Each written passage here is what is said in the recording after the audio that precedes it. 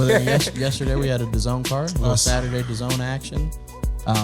We gotta talk about this? Yeah, not extensive. Is there a fight next week? Let's start with the best fighter on the card.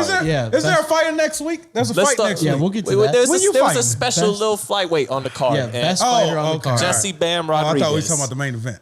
And if you listen to the commentary, he's pretty much Vasily Lomachenko And Usyk. According to Sergio Mora. I'll throw Chocolatito in there. No, I'm just kidding. You would have loved it. Because throughout the whole time, and I think Sergio Mora is pretty decent. I know he catches some flack, but he just kept going back to it. Like, these pivots. He's like Lomachenko. I was like, okay, maybe I can see a little bit. Carson's like, that's high praise. And it's high praise to say it once. Yeah, it's high praise to say it once. And then if you see him do that there, I'm like, dude, let it go. You made the comparison. Anytime he stepped off to the side, he's like, who's he remind you of? Like Alexander Usyk? I was like, is he Ukrainian? Like, are we just gonna loop him in with the whole crew there? But listen, we fighters, man. When we know, we know. I guess. So. And people said he has the makings. Bam Rodriguez, he's still obviously extremely young, but they said he could be a pound for pound fighter. Yeah, I mean, what would you see from him? He's legit. Yeah. He's legit. I mean, he got touched a little bit in the process because he's offense first, but it's a little fair, the Lomachenko stuff. He can shift. He shifts beautifully. Yeah. He shifts as a southpaw to his angles, but he's just got it, man. He's beautiful. His combinations are great. Everything comes out sharp and with power.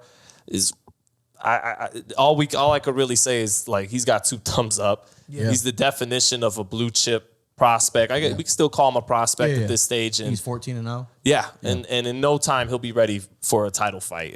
And to defend Sergio Mora, feel free, punk. Yeah, go ahead. These southpaws got a lot of great guys to study now. Yeah, you know what I mean.